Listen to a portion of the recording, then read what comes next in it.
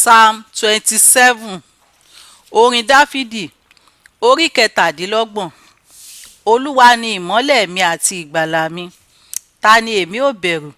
Olúwa ni agbára ẹ̀mí mi. Ta ni yóò fò mí láyà? Nígbà tí àwọn èèyàn búburú ní àwọn ọ̀tá mi àti àwọn abínúkù mi súnmọ́ mi láti jẹ ẹran ara mi, wọ́n kọsẹ̀ wọ́n sì ṣubú. Bí ogun tilẹ̀ dó tì mí, àyà mi kì yóò fò. Bí ogun tilẹ̀ dìde sí mi, nínú èyí ni ọkàn mi yóò le.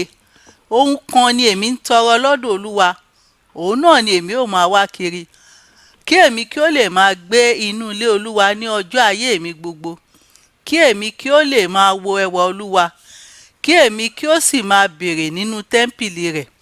Nítorí pé ní ìgbà ìpọ́njú òun ò pa mí mọ́, nínú àgọ́ rẹ̀ ní ibi ìkọ̀kọ̀ àgọ́ rẹ̀ ni yóò pa mí mọ́, yóò sì gbé mi sókè ka orí àpáta.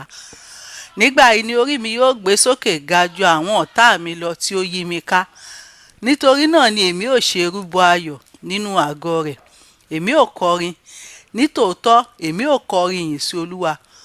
Gbọ́ ohùn mi Olúwa nígbà tí mo bá fi ohùn mi pè. Ṣàánú fún mi pẹ̀lú kí o sì dá mi lóhùn. Nígbà tí ìwọ wí pé ẹ máa wá ojú mi, ọkàn mi wí fún ọ pé Olúwa, ojú rẹ ni èmi ò máa wá. Má ṣe pa ojú rẹ mọ́ kúrò lọ́dọ̀ mi. Má ṣe fi ìbínú ṣá ìránṣẹ́ rẹ tì. Ìwọ ni o ti ń ṣe ìrànlọ́wọ́ mi.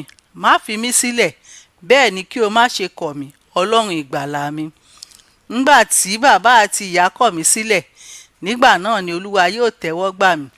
Kọ́ mi ní ọ̀nà rẹ Olúwa, kí o sì tọ́ mi ní ọ̀nà òtítọ́. Nítorí àwọn ọ̀tá mi, má ṣe fi mí lé ìfẹ́ àwọn ọ̀tá mi lọ́wọ́. Nítorí àwọn ẹlẹ́rìí èké dìde sí mi, àti irú àwọn tí ń mímí ìkà. Ṣùgbọ́n èmi ti gbàgbọ́ láti rí ire Olúwa ní ilẹ̀ alààyè.